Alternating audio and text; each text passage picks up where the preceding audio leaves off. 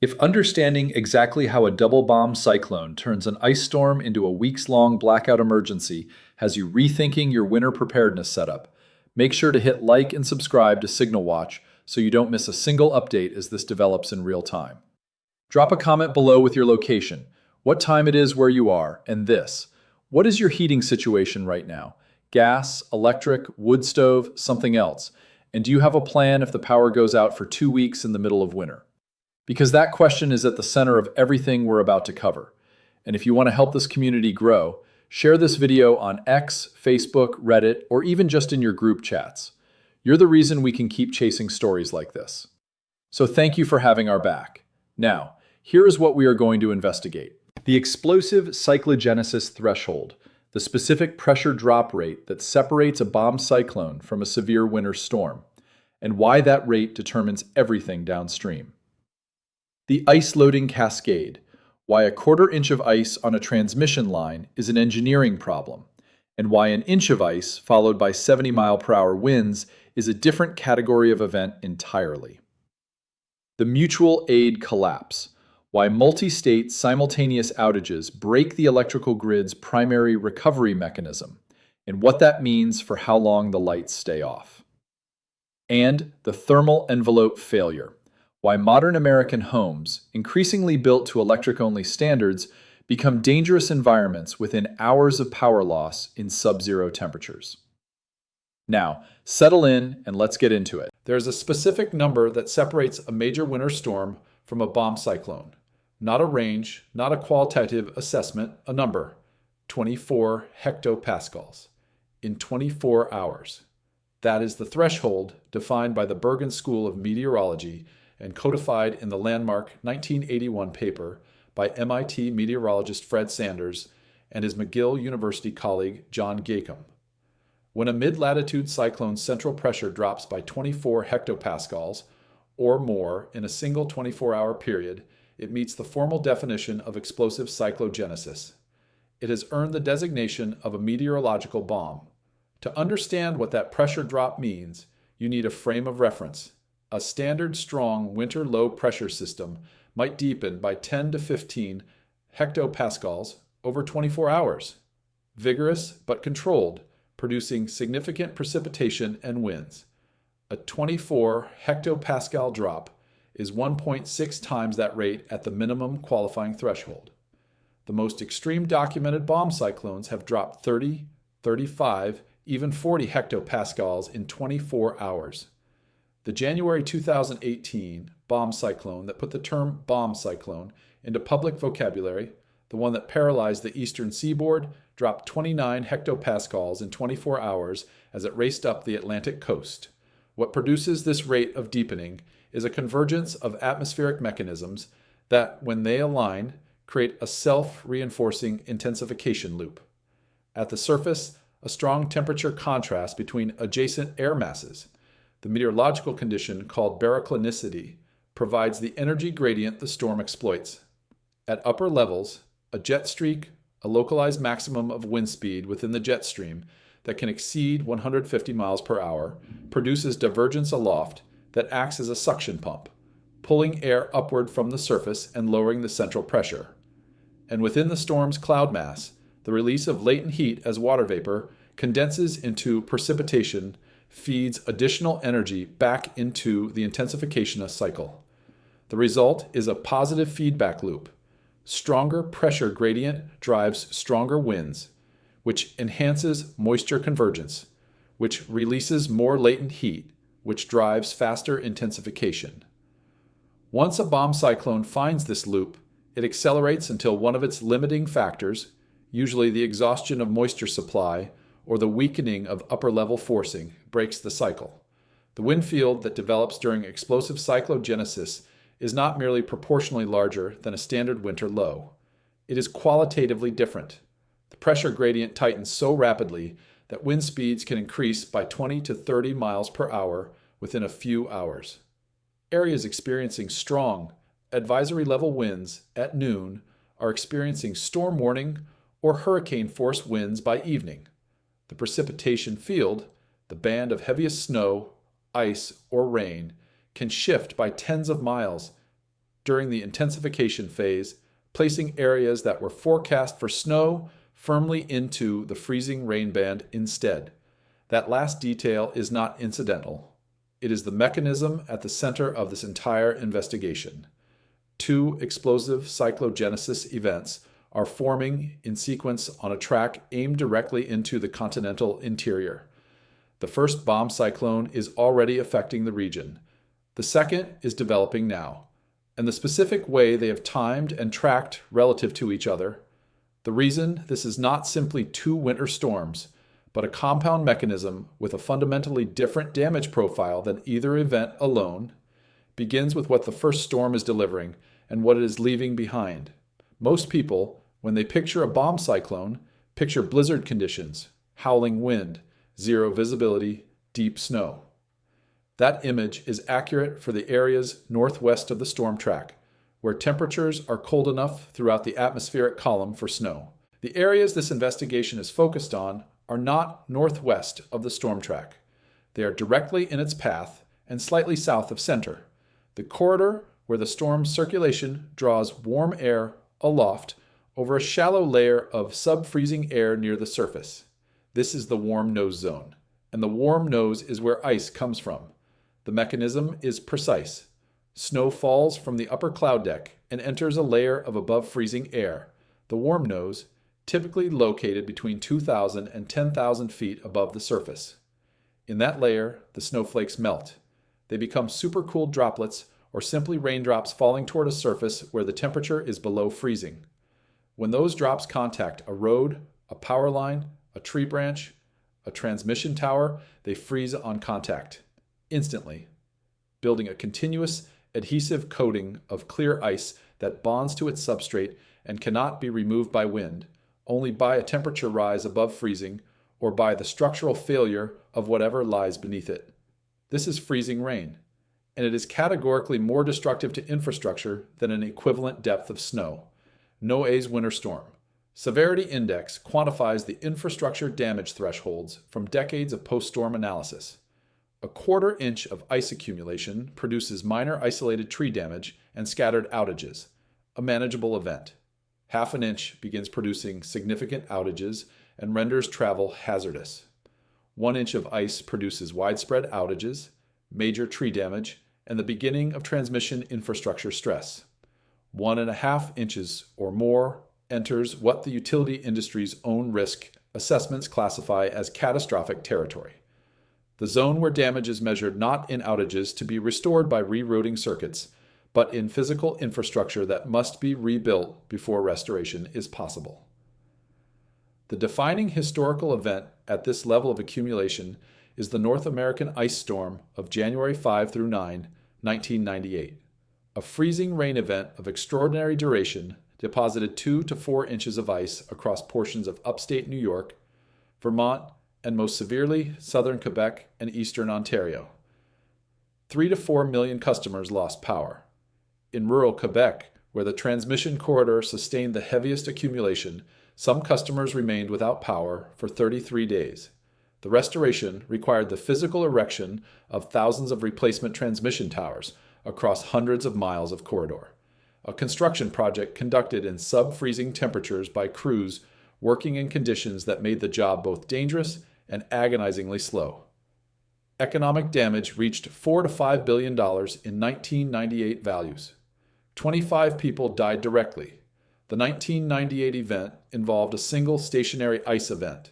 No second bomb cyclone followed it with 70-mile-per-hour winds. That distinction is the entire story of this investigation, because the ice loading the first bomb cyclone is currently placing on the infrastructure in the affected corridor is not the damage.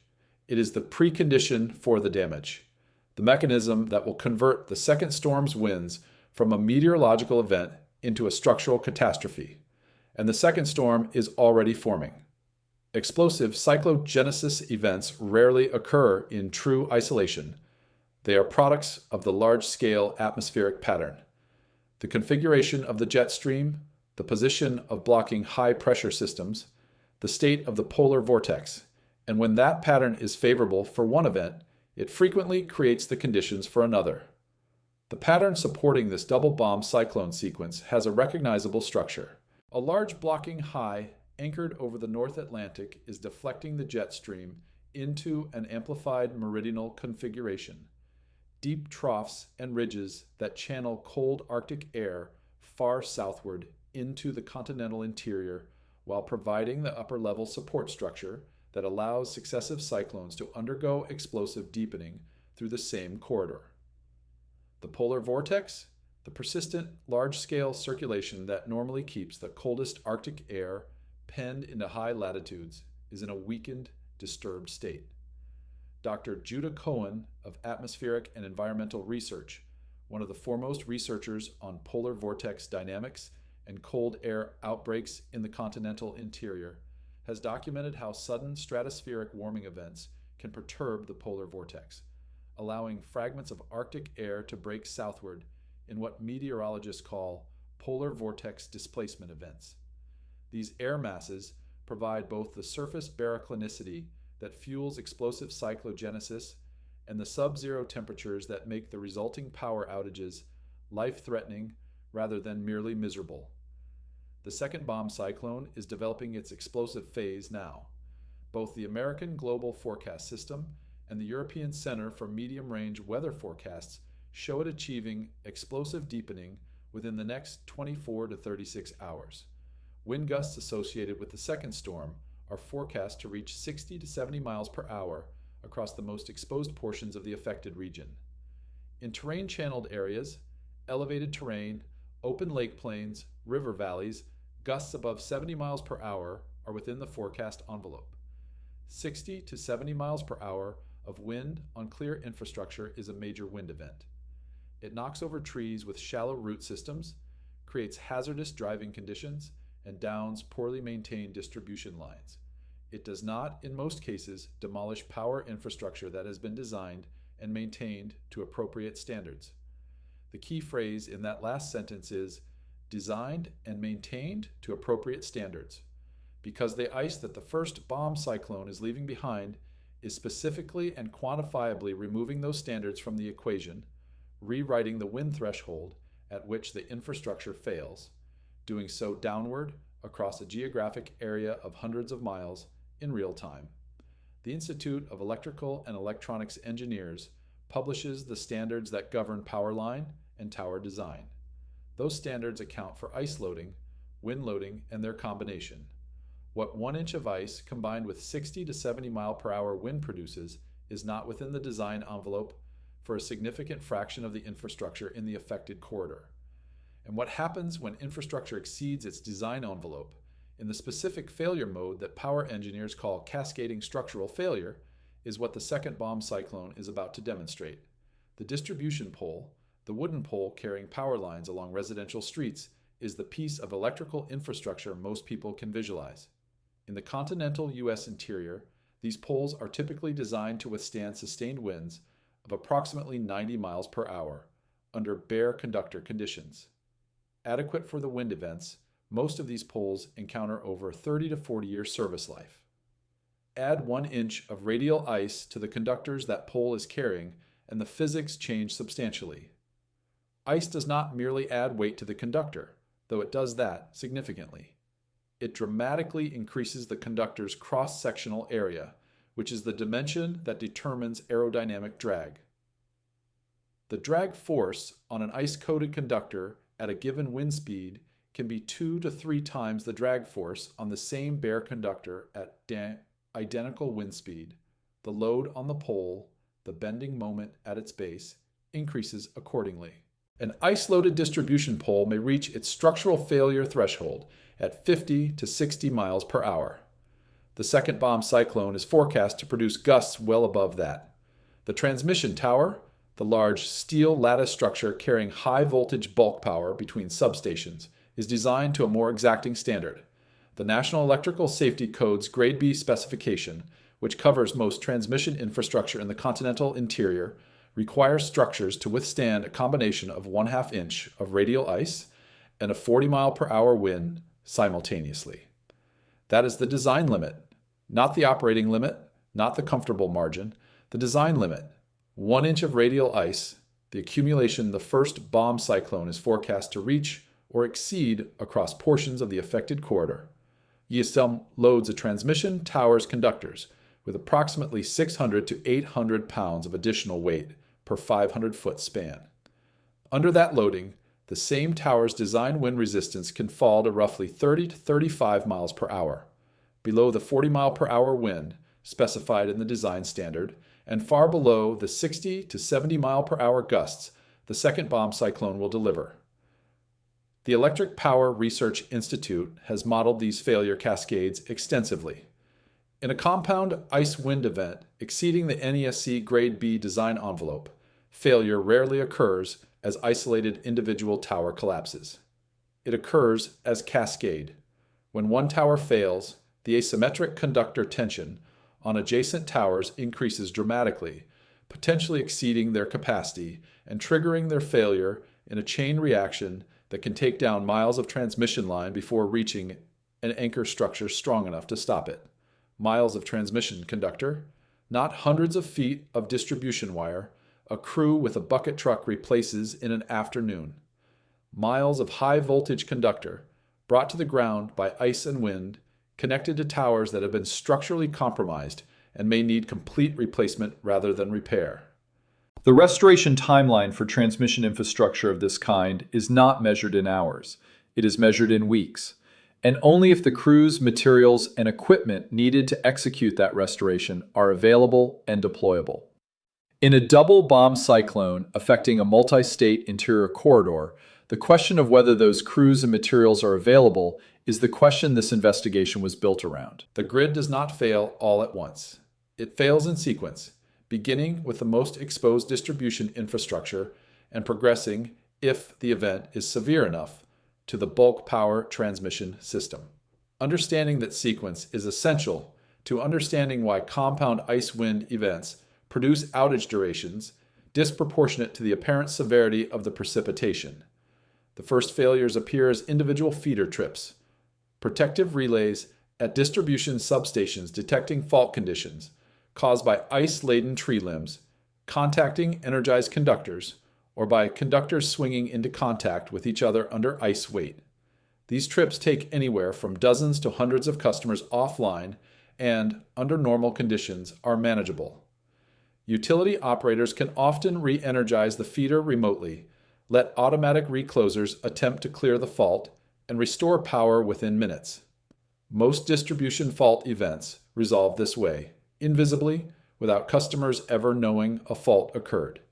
In active icing, the automatic reclosing sequence fails. The fault hasn't cleared because the tree limb that caused it is still there, heavier with every passing minute, or because conductor galloping induced by ice accumulation and wind creates repeated contact events faster than the recloser can manage. The feeder stays de-energized.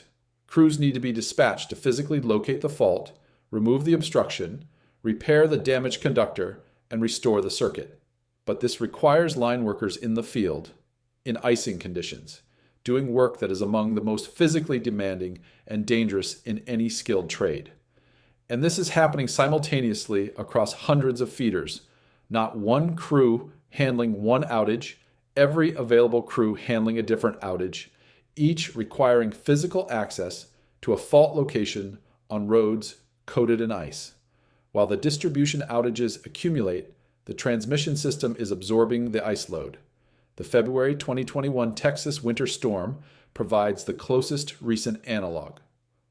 At peak, approximately 4.5 million Texas customers lost power, not primarily because distribution lines failed in an ice storm, but because the generating fleet could not produce power in sub-zero temperatures due to fuel supply failures and equipment freezing. ERCOT's bulk power transmission system survived that event largely intact, but ERCOT's own post-event reporting documented that the grid came within 4 minutes and 37 megawatts of a complete grid collapse, a failure mode that officials described as one where Texas might have been without power for months. That near collapse happened with the transmission system largely intact. The scenario this investigation examines involves the transmission system as a primary victim, not merely stressed, but physically destroyed across a multi-state corridor. The December 2022 Christmas bomb cyclone produced approximately 1.7 million customer outages across the southeast and mid-Atlantic as a point of scale for what a bomb cyclone alone can accomplish. The double bomb cyclone sequence, where the second event's wind loads exceed the ice-weakened transmission structure's capacity, writes a different chapter entirely. The mutual aid system is one of the electrical industry's most effective innovations. When a major storm disables a utility's local workforce through sheer outage volume, road access issues, or crew fatigue regulations that prevent line workers from operating heavy equipment after 16 continuous hours, the utility calls for help. Through the American Mutual Assistance Agreements, a network of interstate compacts covering virtually every investor-owned utility in the country, an affected utility can request crews from neighboring utilities, private electrical contractors, and utilities from across the country. The system works. Following Hurricane Maria in 2017, utilities deployed approximately 67,000 workers from across the continental United States to restore power to Puerto Rico. Following major hurricane landfalls along the Gulf and Atlantic coasts, mutual aid has consistently delivered thousands of line workers within 72 to 96 hours, dramatically compressing restoration timelines that would otherwise extend for months. The key word in every one of those examples is the word that defines this system's fundamental limitation: neighboring. The utilities that send crews are unaffected utilities with available workforce. Their service territories are intact. Their line workers are not committed to local restoration work. They have capacity to send. In a double bomb cyclone affecting the continental interior simultaneously, the geographic scope of the damage breaks this system.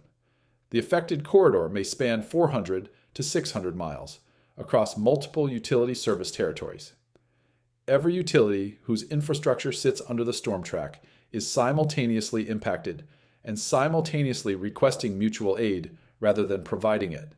The pool of available workers shrinks to those from regions far enough outside the damage zone to have unaffected crews, which means workers potentially 1,000 miles from where the work needs to be done. There is a further constraint that mutual aid documentation rarely emphasizes: weather-based work restrictions. Line crews cannot safely work on energized distribution lines during active icing. They cannot work on de-energized transmission lines in sustained winds above approximately 30 miles per hour.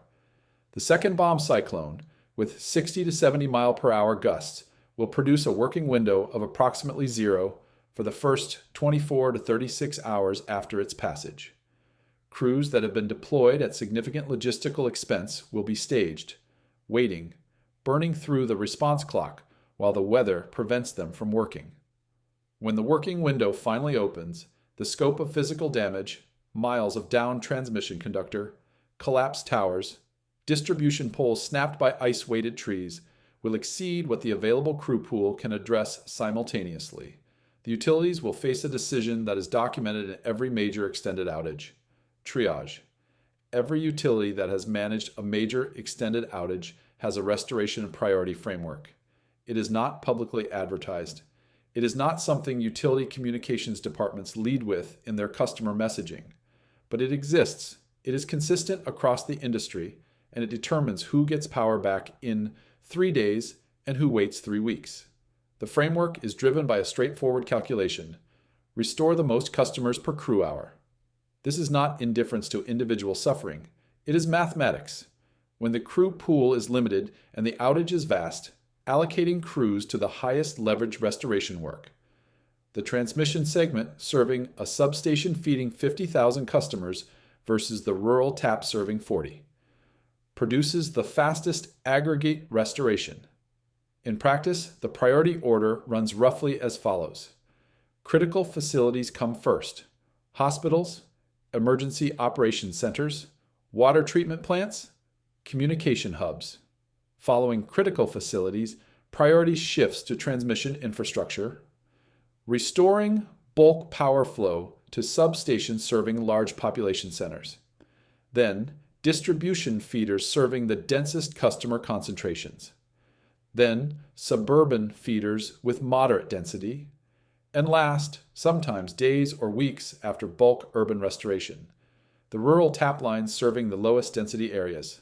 The U.S. Energy Information Administration documents the relationship between service territory type and restoration timelines in its annual electric power sales statistics. Rural electric cooperative service territories consistently show the longest outage durations following major events, not because rural utilities are less competent, but because the physics of their service territory makes efficient restoration mathematically difficult.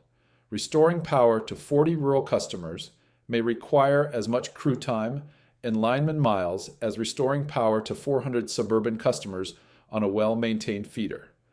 The December 2023 Pacific Northwest ice storm illustrates this triage in action.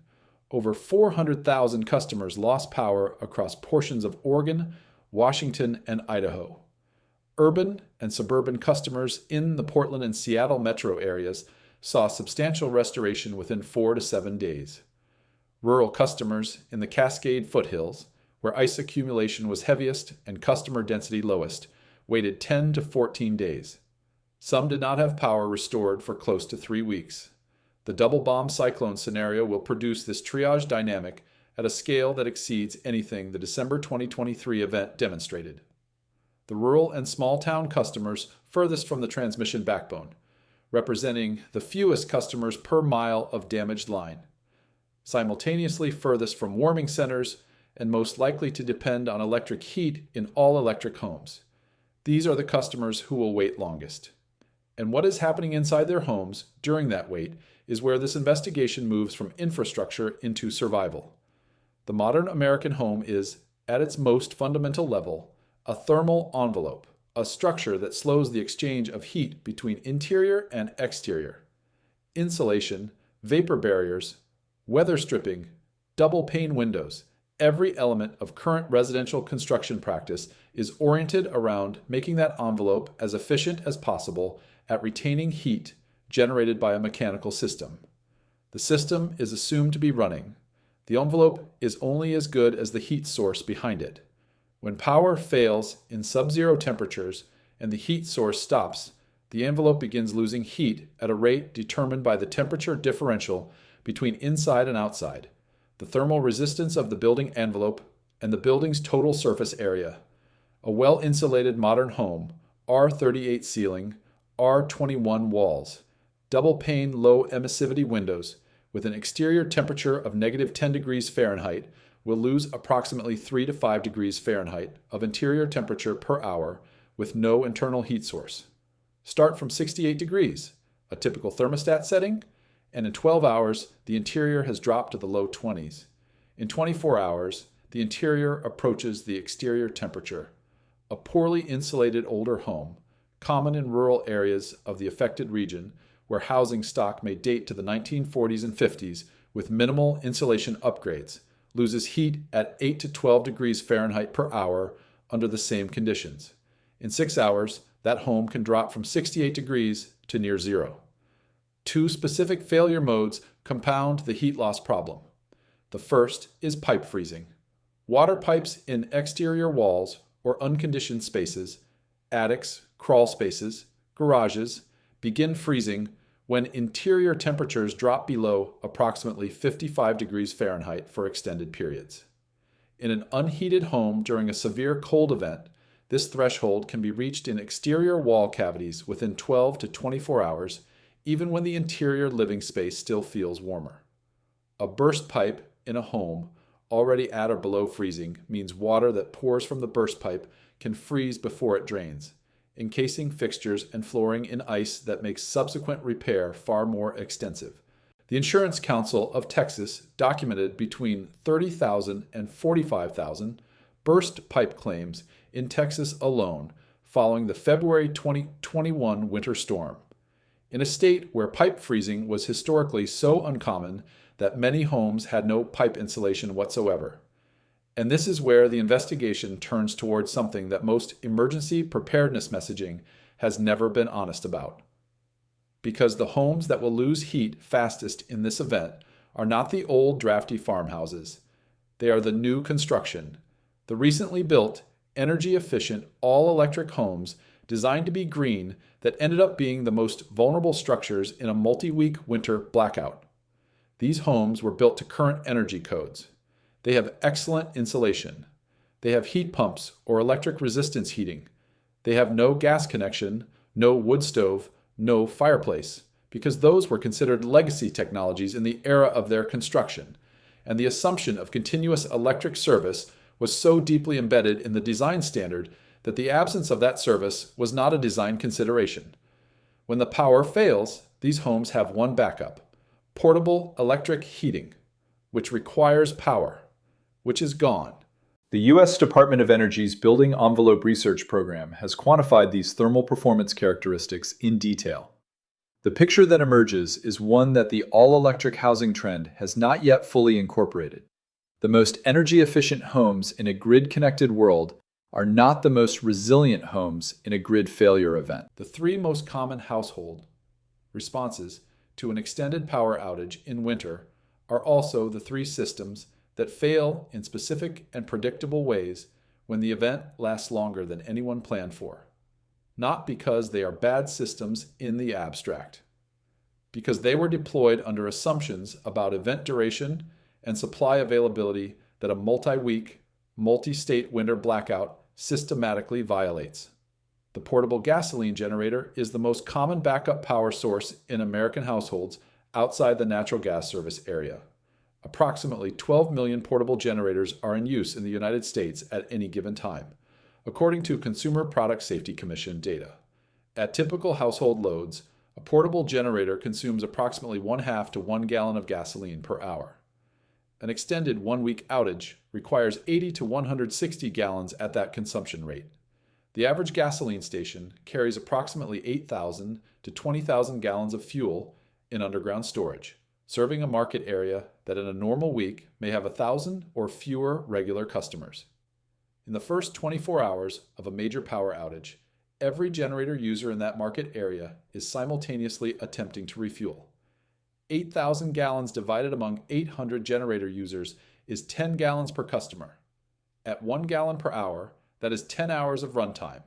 Day 1 of a 2-week outage, and the fuel is already gone. Fuel resupply depends on tanker truck delivery from bulk distribution terminals. Those terminals require electricity to pump fuel from bulk storage into tanker trucks. Terminals without backup generation cannot pump fuel until the grid is restored. In a multi-state outage, the distribution terminal network may be partially disabled, constraining resupply to areas with restored power while outlying communities exhaust their existing supplies. The Centers for Disease Control and Prevention has documented the second backup failure mode with grim specificity.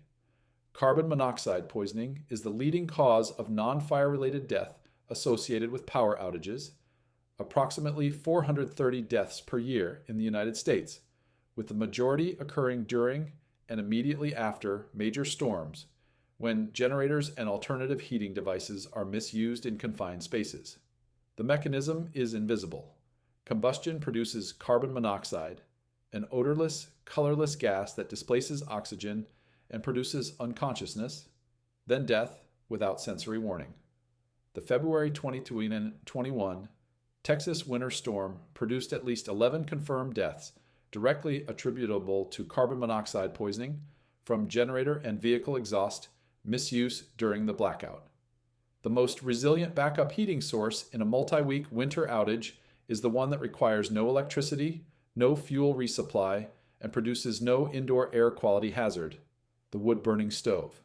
It has one disadvantage: it is increasingly absent from American residential construction.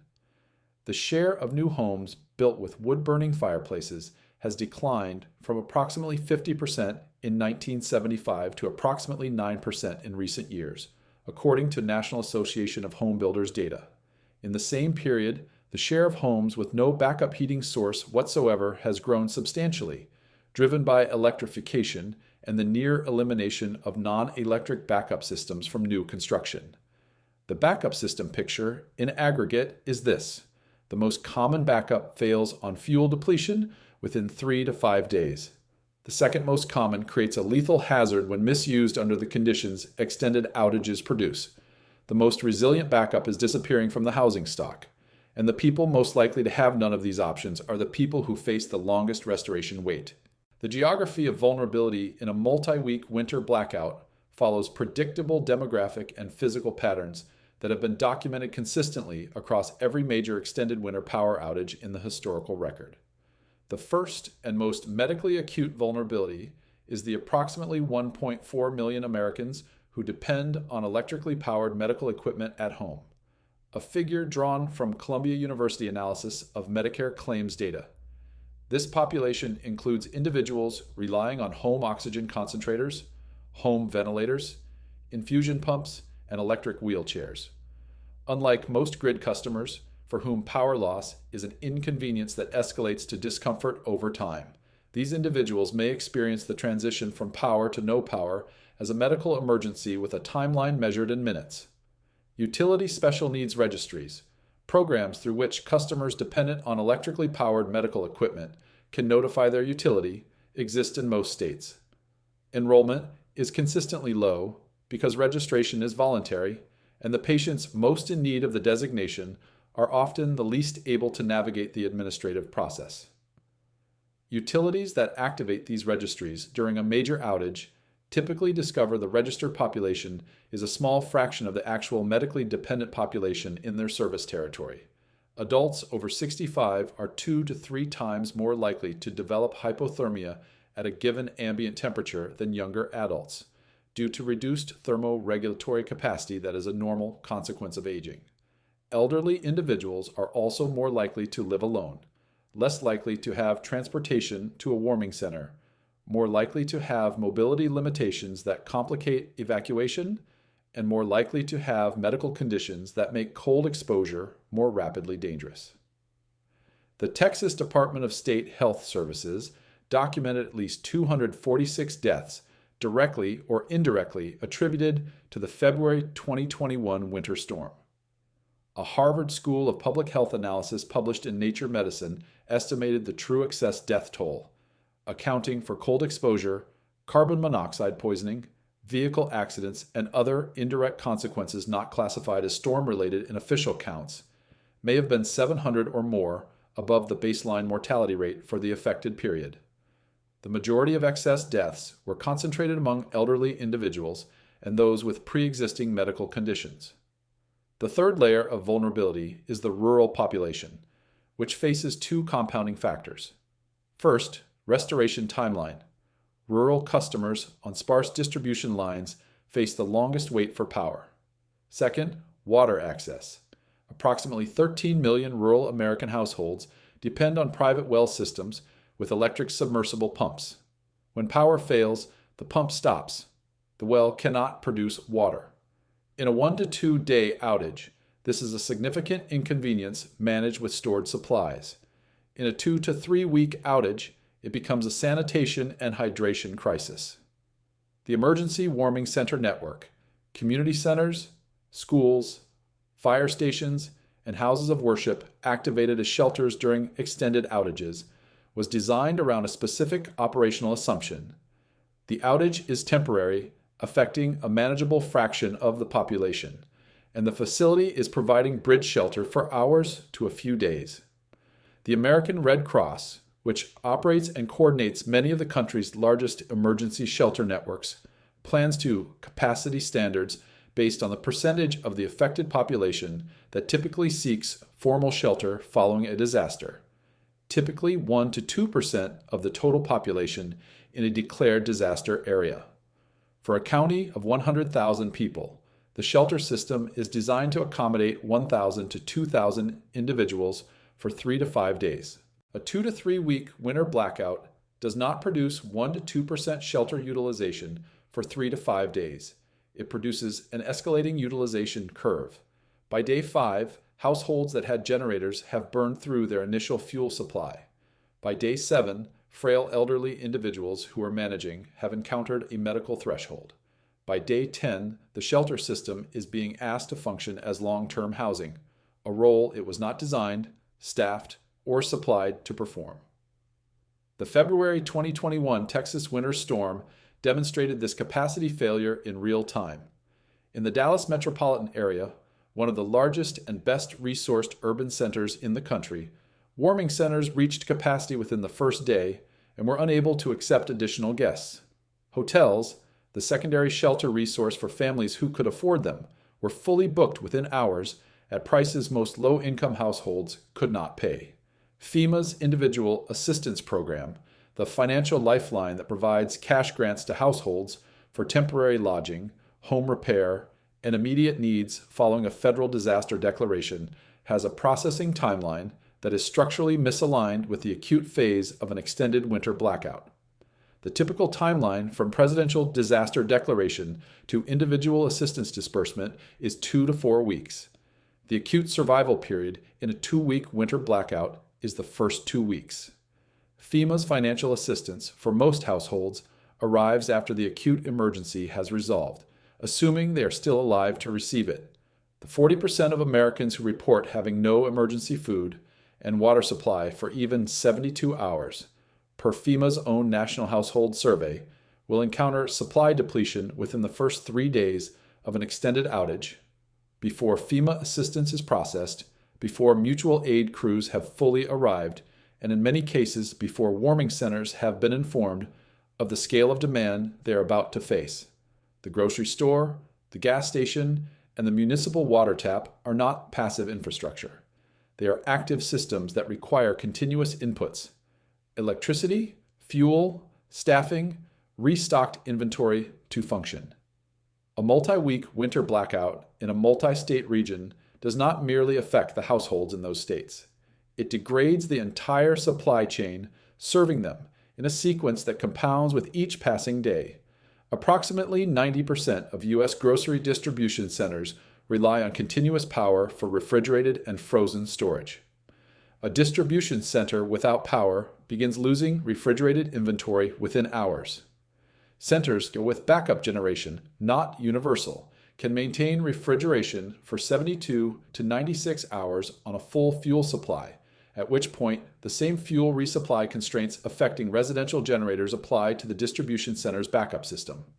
And the grocery stores the distribution center serves, typically carrying 3 to 5 days of inventory under normal operation, reduced to hours by panic buying in the first hours of the storm, cannot be restocked by trucks that are themselves affected by iced roads and driver availability constraints.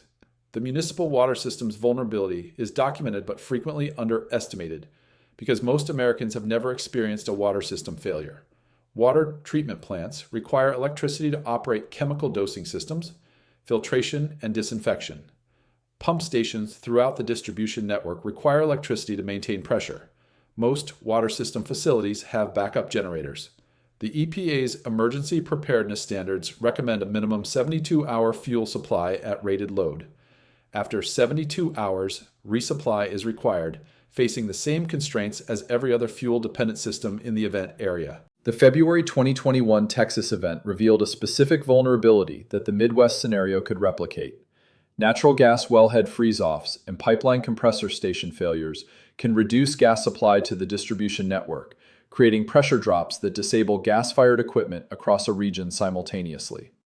If gas pressure falls below the minimum operating threshold for residential furnaces, gas heat fails across an entire service area at once. The failure mode that affected tens of millions of Texas customers who had assumed their gas heat was the reliable alternative to their failed electric system. The compound picture is complete. Infrastructure is failing, shelters are filling, supply chains are degrading.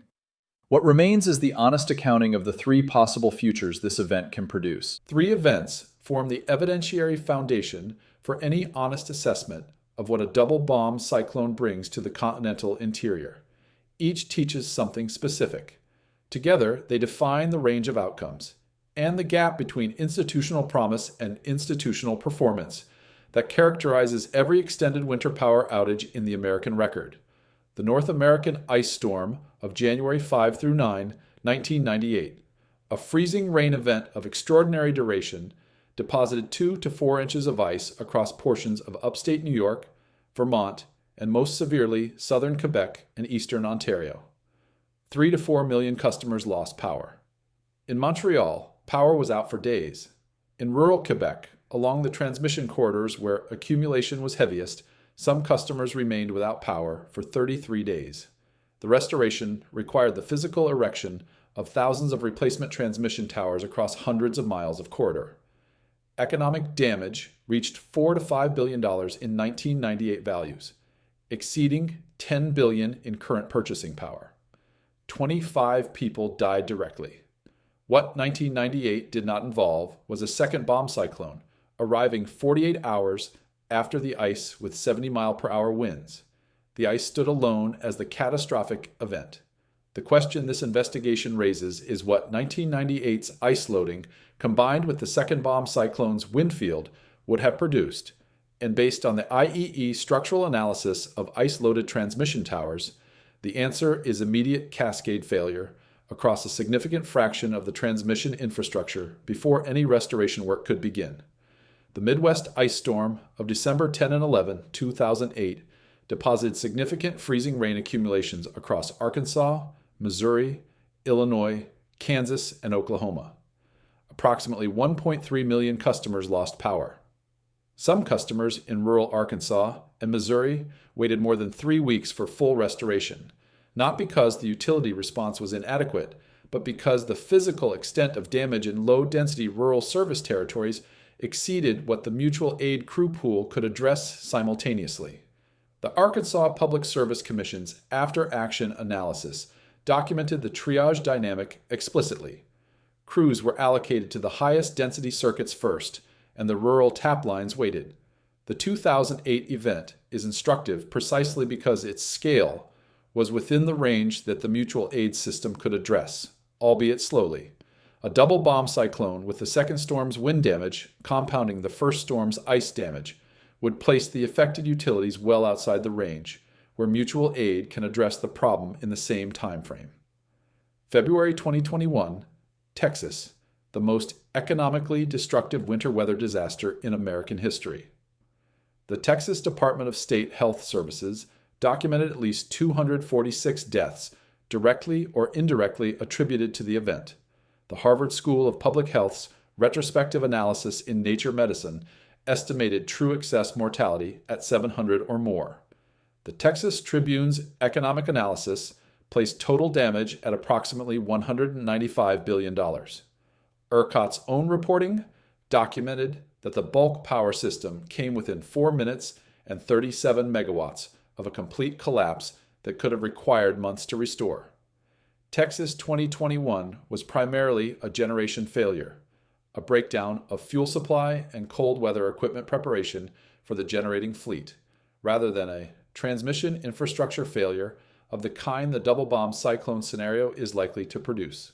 The death toll and economic impact from a generation failure in a state where power was out for 2 to 4 days for most customers provides a floor estimate for what a transmission infrastructure failure producing 3 to 4 week outages across a multi-state corridor might produce. That floor is not a reassuring number. In the online space where extreme weather events circulate, two competing fringe narratives attach themselves reliably to double bomb cyclone events. They are worth addressing directly, not because they deserve lengthy engagement, but because they reach real people who make real decisions based on them, and because the actual physics is alarming enough without embellishment. The first, bomb cyclones, and specifically double bomb cyclone sequences, are the product of deliberate atmospheric manipulation. Geoengineering, HARP, cloud seeding programs operating at a scale that can produce and direct major storm systems along specific corridors. The explosive cyclogenesis process represents an energy release on the order of 10 to the 21st joules over its deepening phase.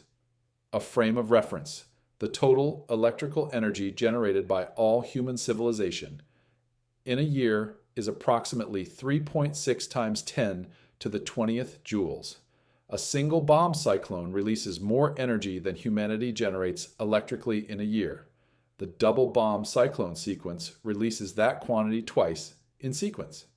Cloud seeding, the most sophisticated legitimate atmospheric intervention technology in operational use, can enhance precipitation by approximately 10 to 15%, under specific microphysical conditions. It cannot create storms from clear air. It cannot produce or sustain the continental scale pressure gradient forces that drive explosive cyclogenesis. The gap between cloud seeding's actual capabilities and the capabilities required to produce a double bomb cyclone is not a gap in degree. It is a categorical impossibility at any engineering scale humanity has approached. The second narrative goes in the opposite direction. Extreme winter cold disproves global warming, and the intensity of this event is being exaggerated for political purposes. The Arctic is currently warming at approximately 4 times the rate of the global average. A phenomenon called Arctic amplification, driven by sea ice loss and the associated changes in surface reflectivity and heat exchange between the ocean and atmosphere.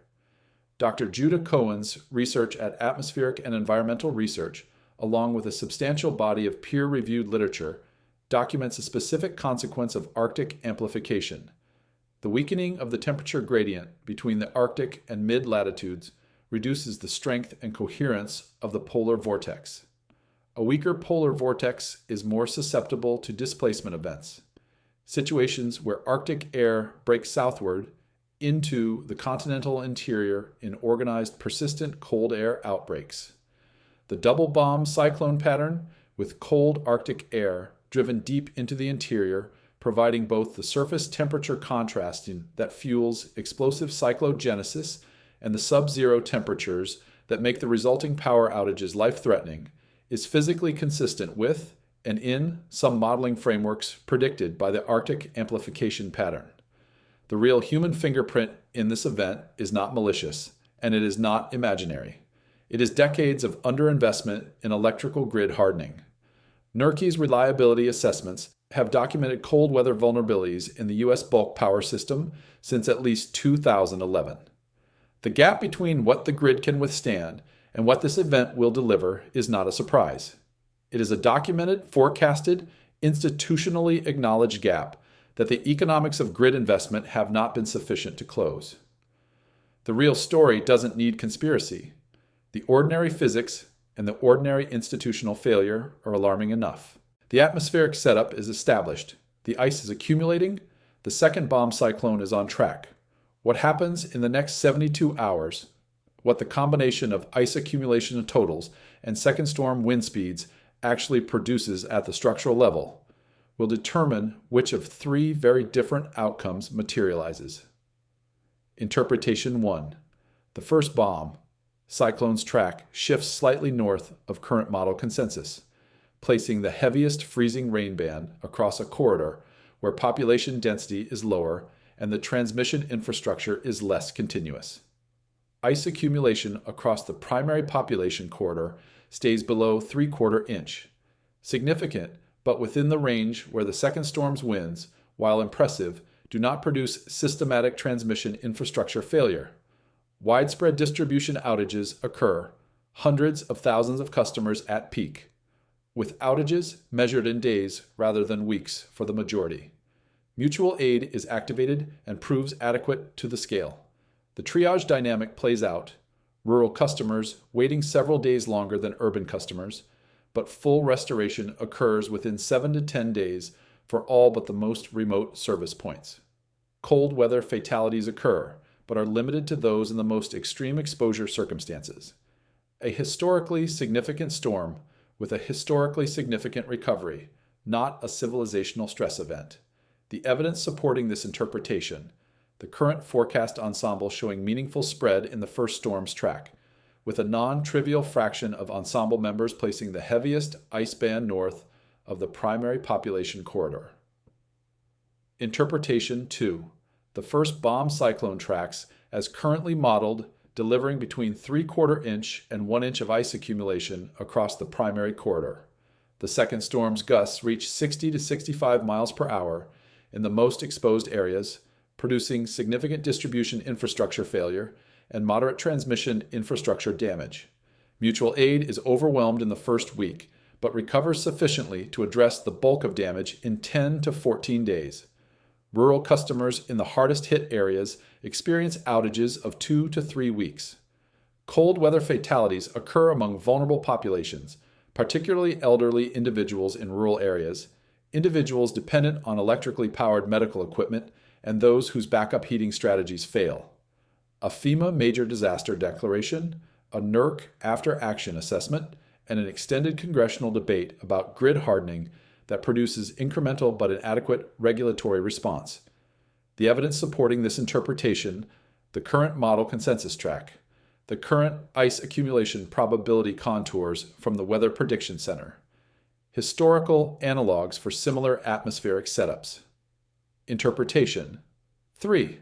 The first bomb cyclone tracks, as modeled, and its freezing rain band reaches or exceeds 1 inch of ice accumulation across a substantial corridor.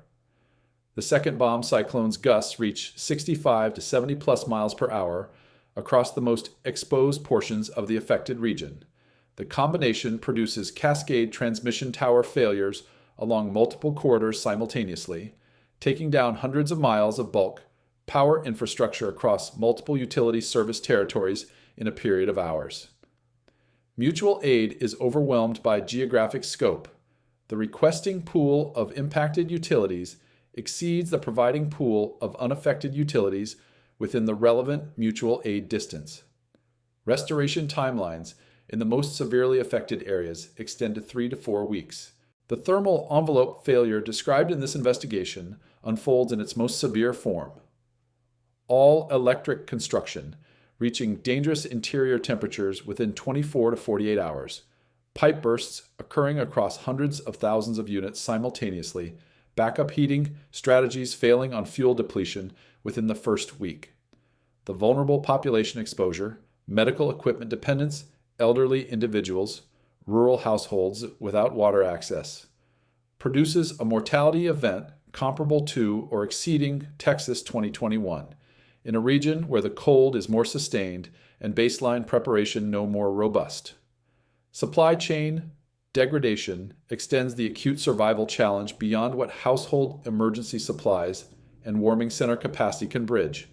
The evidence supporting this interpretation, the outer envelope of the current forecast ensemble, the documented structural failure physics for NESC Grade B, transmission infrastructure under 1-inch ice loading and 65 to 70 mile per hour wind, the mutual aid breakdown pattern documented in previous multi-state simultaneous outage events, the historical analog of the Quebec 1998 event, which produced this outcome without a compounding second bomb cyclone.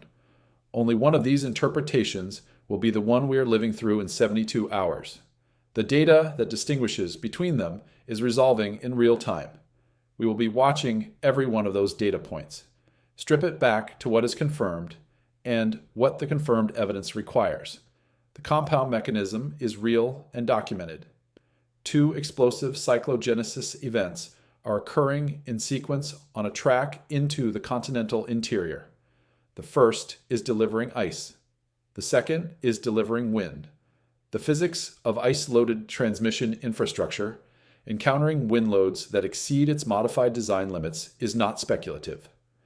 It is the engineering basis on which NESC Grade B standards were written, and the exceedance of those standards in this scenario is within the credible forecast envelope. The institutional vulnerabilities are real and documented. The mutual aid system breaks down at geographic scales a double bomb cyclone can produce. The triage calculus disadvantages rural customers systematically. The thermal envelope of modern all-electric housing fails faster than most owners understand. The backup systems most households depend on have documented failure modes in extended outages. The shelter system was not designed for 2-week utilization.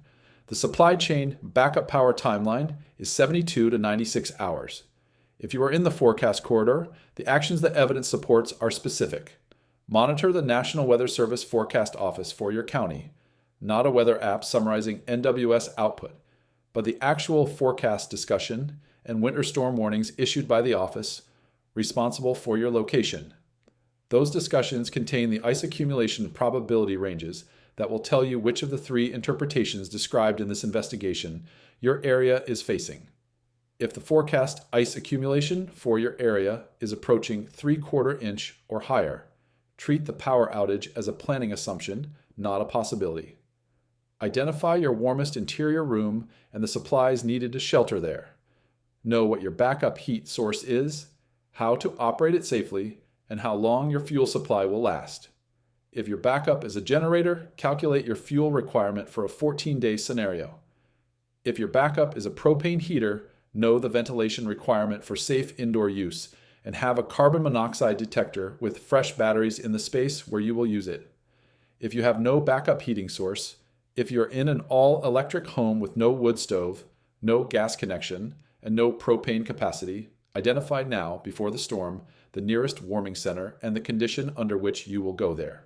Know where your shutoff valve is for your water supply. If your home will be unoccupied during the coldest period, or if your interior temperature is expected to drop below 55 degrees Fahrenheit in any space with water pipes, know how to drain the system. If you are in a rural area with a private well, store water now. A bathtub holds 80 to 100 gallons. A family of 4 needs approximately 1 gallon per person per day for drinking and minimal sanitation. These are not dramatic preparations. They are the practical outputs of understanding the mechanism. Understanding that the double bomb cyclone sequence specifically targets the vulnerabilities of the infrastructure, the backup systems, and the housing stock that define how modern Americans survive winter. Understanding the mechanism is the preparation. After the event resolves, after the last transmission tower is re-energized, after the final restoration crew demobilizes, after the NERC after-action team has filed its preliminary findings, there will be an accounting. There is always an accounting, and the accounting always finds the same things. NERC reliability assessments documented cold weather preparedness vulnerabilities in the U.S. bulk power system beginning in 2011. The 2011 Southwest Cold Weather Event produced a joint FERC-NERC report identifying weatherization of generation equipment as a critical, unaddressed vulnerability. Texas did not implement mandatory weatherization standards before the February 2021 event. That event killed at least 246 people and caused at least $195 billion in damage. FERC issued Order 899 in November 2021, establishing mandatory cold weather reliability standards for generators and related infrastructure. Implementation and enforcement of those standards in the years following their issuance has been partial and contested. The Electric Power Research Institute has estimated that hardening the U.S. transmission grid to withstand the design ice events documented in this investigation's worst-case scenario would cost approximately $30 billion over 10 years. The Texas 2221 event alone produced estimated economic damage of $195 billion. The return on investment arithmetic of grid hardening does not require sophisticated analysis. It requires acknowledging that the accounting always comes after the event, and that the investments which would have prevented the event are always less expensive than the event itself. This is the accountability gap, not a gap of knowledge. The vulnerabilities have been known, documented, and published for more than a decade. A gap of political will, of regulatory authority, and of the time preference that makes investments in preventing future catastrophe less politically legible than spending on recovering from past ones. Signal Watch will be watching that gap.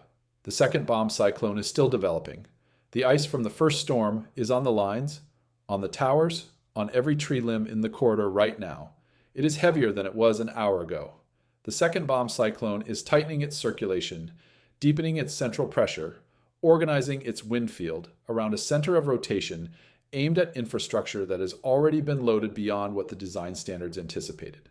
What happens next will be determined by the specific ice accumulation totals the first storm delivers, the specific wind speeds the second storm produces in the most exposed corridors, and the specific structural condition of the transmission and distribution infrastructure that happens to sit at the intersection of both. Some of that infrastructure will hold, some will not. The line between holding and not holding is drawn by engineering standards, maintenance histories, and the interaction of specific loading conditions that no model resolves with perfect precision. That is the honest position. The range of outcomes is real. The worst case outcome is physically possible. The best case outcome is physically possible. The investigation's value is in understanding the mechanism precisely enough that you know what the range means and what each point within it demands of the people in its path. We are watching the transmission outage maps as they develop, the NWS winter storm warnings and ice accumulation observations, the NERC reliability reporting, and the emergency declarations as they are issued. We will report what the data shows. We will not tell you it is worse than it is. We will not tell you it is better than it is. We will tell you what the instruments show and what the physics means. The storm is coming. The ice is already there. And the most important thing you can do right now, before the second bomb cyclone arrives, before the infrastructure decision is made by the weather, is understand what you are facing and make the decisions that the understanding demands. Signal Watch. We're watching.